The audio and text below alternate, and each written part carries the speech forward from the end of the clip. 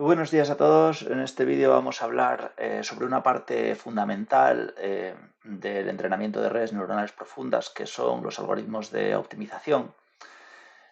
Bueno, en el tema 2 hablamos un poco por encima del descenso de gradiente y de sus variantes, y en esta serie de vídeos pues vamos a profundizar en este y en otros algoritmos de optimización muy utilizados también en el aprendizaje profundo. Bueno, en esencia, el descenso de gradiente, mm, pues es un algoritmo que es muy utilizado, ¿vale? Sabéis que tiene tres variantes, ya hablamos de ellas. El descenso de gradiente por lotes, en el que utilizamos todo el conjunto de entrenamiento para aproximar el gradiente. Después teníamos el descenso de gradiente por minilotes, que utilizaba pues un mini batch, por decirlo así, un mini lote, que sería un conjunto de ejemplos para el cual nosotros calculamos, hacemos una pasada hacia adelante, calculamos la función de pérdida y calculamos el gradiente, ¿vale?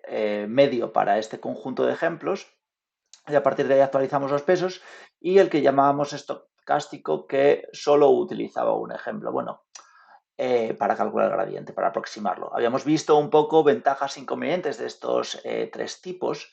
Deciros que en la práctica lo que se usa, esto no se usa nunca, ¿vale? Por temas de eficiencia, porque los datasets son muy grandes y al final aproximar el gradiente utilizando todos los ejemplos del dataset para hacer una actualización de pesos, pues el algoritmo sería muy lento. Lo podríais usar en un caso muy particular con un dataset de juguete muy pequeño, pero lo que se utiliza es más bien esta parte de aquí, ¿vale? En todos los frameworks de Deep Learning, pues veréis que tenéis este optimizador implementado y que podéis utilizar un batch size, un tamaño de mini lote, para coger y procesar estos ejemplos a la vez, calcular los gradientes y hacer la actualización de pesos. Entonces, esta parte de aquí es la que vamos a utilizar. Bueno, en esencia, y esto es lo importante, es un poco la definición matemática de cómo este optimizador funciona. Y esto es una cosa que ya sabéis, lo que pasa que aquí está escrito quizá un poco diferente, ¿vale? Lo primero que tenéis que saber es que esta letra Z va a representar un parámetro de la red, ¿vale? Un parámetro, acordaros que vamos a resumir esto como puede ser una W o puede ser un bias, ¿vale? Es decir, parámetros aprendibles de la red, los que sean, ¿vale? Esto es genérico.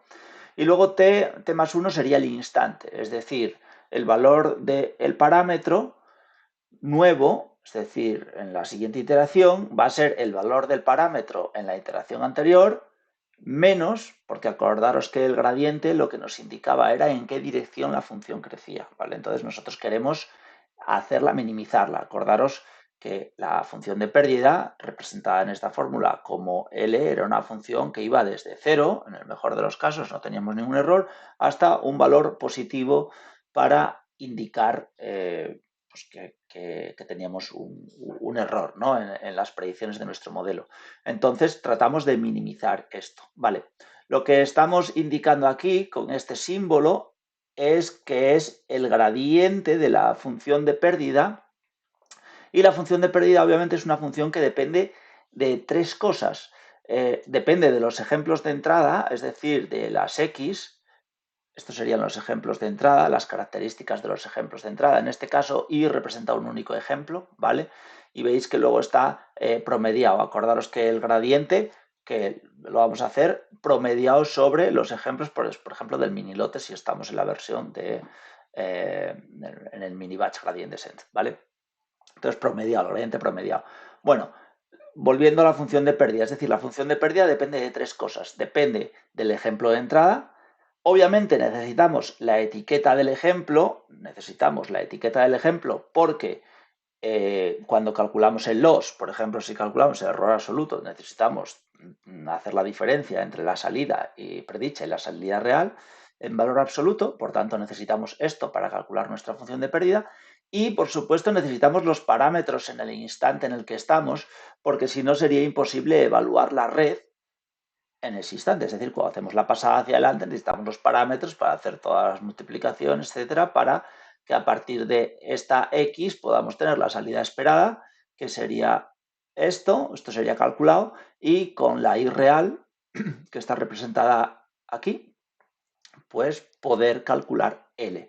Ahí calcularíamos el gradiente, y es importante entender que el gradiente es un gradiente por cada parámetro, ¿vale? Es decir, calcularíamos el gradiente de ese parámetro contando con que el resto de parámetros estarían pues, con su valor constante, el que tengan en ese momento, y a partir de ahí, con un learning rate, que esto sería un hiperparámetro de nuestro entrenamiento, que tendríamos que ajustar, un multiplicador que tenemos ahí, más learning rate, obviamente estas actualizaciones son más grandes, menos learning rate serían actualizaciones más pequeñas, pues haríamos la actualización de este peso concreto, y así lo haríamos con todos. Bien, entonces es importante entender esta ecuación porque a partir de esta ecuación nosotros vamos a estudiar con esta notación el resto de notaciones del resto de optimizadores. Bueno, esto es una transparencia resumen, ¿vale? No dice nada nuevo que no haya dicho ya. Acordaros clave el signo menos, es decir, vamos en dirección contraria al gradiente. Y las tres variantes que teníamos, estas tres de aquí, y acordaros que lo que se suele utilizar es la versión en la que tenemos un mini batch, que el mini batch puede ser de tamaño 1, ¿vale? Entonces entraríamos en esta parte de aquí, si estamos con mini batch de tamaño 1, aunque normalmente se suelen usar tamaños de batches mayores. Muchas veces viene condicionado un poco, si estamos entrenando en una GPU, cuántos ejemplos nos entran a la vez para evaluarlos en una GPU, o sea, pues restricciones de memoria, por temas de eficiencia, ¿no? Por temas de aprovechamiento de la GPU. Si tenemos una GPU de 12 GB, pues ajustar un poco el batch size a ese tamaño, aunque también a veces se considera también un hiperparámetro, es decir, no da los mismos resultados, ¿vale? Pensar que el gradiente lo estáis aproximando con más o menos ejemplos. Entonces, de alguna manera, un batch size grande suaviza las cosas, un batch size más pequeño hace que el aprendizaje sea un poco más estocástico, ¿vale? Ya acordaros de las figuras que os puse en el tema 2. Entonces también se considera un hiperparámetro. No hay una receta que os pueda dar directamente, oye, para este problema un batch size de tanto. Bueno,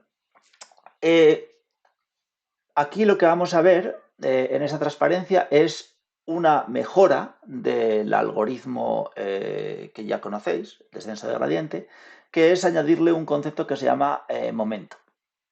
Bueno, deciros que el momento es un concepto que si buscáis en cualquier framework de Deep Learning, como por ejemplo PyTorch, vais a ver que directamente el algoritmo, el SGD, el Stochastic Gradient Descent, ya viene con el parámetro de momento, ¿vale? Que lo podéis poner a 0 y entonces se convertiría en Stochastic Gradient Descent a secas, ¿vale?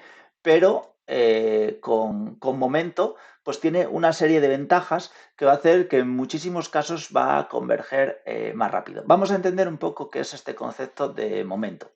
El momento viene representado por esta ecuación de aquí, ¿vale? Es decir, nosotros, además de tener en cuenta la actualización basada en el gradiente, lo que vamos a tener en cuenta es la actualización anterior, es decir, cuál fue el gradiente anterior y la actualización que hicimos al peso en el instante pasado, para añadírselo a la nueva actualización de pesos. Es decir, la ecuación que resumiría la actualización sería esto.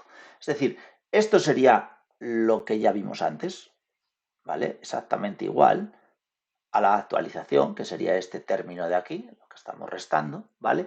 Pero ahora añadimos un segundo término, que sería el momento, que sería esto de aquí, y que lo tenemos multiplicado por un parámetro que es gamma, es decir, cuánto queremos que afecte este momento. Si ponemos 0, obviamente en gamma la formulación queda exactamente igual que la que teníamos antes, ¿vale? Pero si ponemos ahí pues un valor, vemos que tenemos que almacenar la actualización anterior, la actualización del estado t-1, y entonces lo que conseguimos con esto es pensar en una pelota, es lo que os pongo aquí para entender el concepto de momento. Es decir, si vosotros ponéis a rodar una pelota cuesta abajo, la pelota va cogiendo aceleración y en el segundo 1 va a una velocidad, en el segundo 2 va más rápido. Entonces, de alguna manera esto, si pensáis que el gradiente es una pelota que está bajando por una ladera buscando un hoyo, por decirlo así, pues al principio nos moveremos despacio, pero después, gracias a este término de aquí, vamos a hacer que ese movimiento sea más rápido, sobre todo en regiones que son bastante estables, ¿no? Bueno, eso os lo voy a enseñar un poco gráficamente cómo funciona, pero es la idea de momento.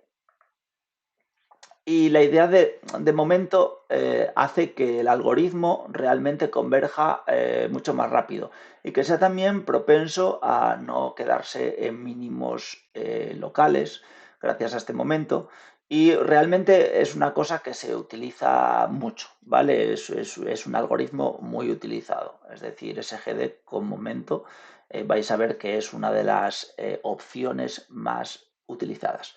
Bueno, la ecuación creo que es bastante sencilla de entender, es simplemente tener en cuenta la actualización anterior del peso para la nueva actualización, por tanto actualizaciones mayores darán lugares a que la siguiente actualización sea todavía mayor. Esa actualización la vamos a controlar con este parámetro que va a volver a ser otro hiperparámetro más en nuestro entrenamiento. Fijaros que en cada vez os digo, esto es otro hiperparámetro, esto es otro hiperparámetro. ¿Cómo ajustar todo esto? Es como hacer una receta ahí con muchísimos ingredientes y muchas cantidades que hay que tocar y ajustar con cuidado, ¿vale? Entonces, bueno, pero por lo menos es importante que tengáis identificados qué hiperparámetros tenéis que controlar cuando estáis entrenando una red neuronal. Bueno, aquí tenéis un par de ejemplillos. Os dejaré el proyecto con el que hice estas animaciones de nuevo para que podáis volver a jugar. Realmente son dos funciones, podemos llamar esta F1 y esta F2. Veis que F1 es más sencilla, tiene simplemente un mínimo. El punto azul sería dónde arrancamos, ¿vale? La situación inicial basada en los pesos iniciales de la red.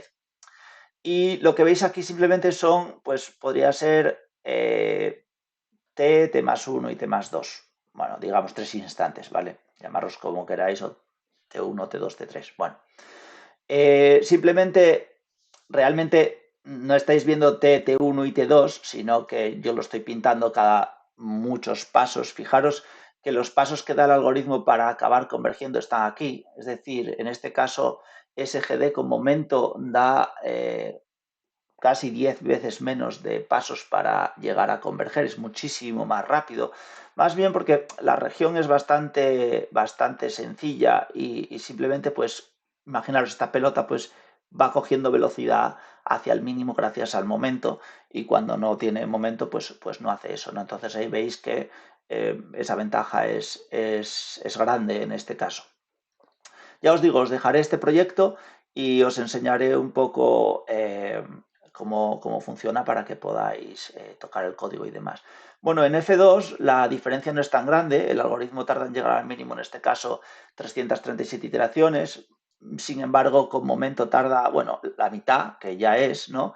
Veis que al final aquí en ambos ejemplos el camino seguido es diferente por los dos algoritmos, no pasa nada, en los dos está llegando al mínimo, pero podría ser que un algoritmo llegase al mínimo y otro no, ¿vale? Ya veréis que cuando cambiéis de función, cambiéis de parámetros, cambiéis el learning rate, igual uno converge, otro no. Quiero decir, esto no es una ciencia exacta. En este caso, esta función de abajo tiene más de un mínimo, ¿vale? Uno global, que no sé cuál será, entiendo que será este, no estoy seguro ahora mismo, pero bueno, veis que las dos funciones llegan a la misma solución.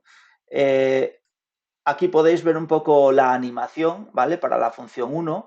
Esto es un GIF que también os daré acceso para que lo podáis generar vosotros. Y veis cómo, sobre todo, pues SGD al final tarda un cacho, ¿vale? Aquí está puesto muy rápido, ¿eh? Veis que el otro baja directo, podríamos ver una animación un poco más lenta. Y para la función 2 veis que la diferencia no es tan grande. pero sí que la versión en verde con momento tarda menos, da un bandazo ahí al final, pero al final llega a la solución de igual manera y el otro pues baja un poco pues más a su ritmo estable. Y sí que al final veis también, eso es importante en SGD, que no tiene momento, cuando estamos llegando al mínimo, el gradiente es muy pequeño, entonces veis que el algoritmo ahí echa un cacho hasta que llega al final, ¿vale? Echa un cacho. Esto es porque en ese caso el gradiente, ahí hay muy poca pendiente, por decirlo así, que lo estamos viendo aquí en 3 dimensiones, y por tanto el algoritmo tarda ahí un cacho en llegar al final. El momento también evita esto y de alguna manera con esa suma extra que tiene ahí, pues hace que llegue al mínimo en este caso de manera más rápida.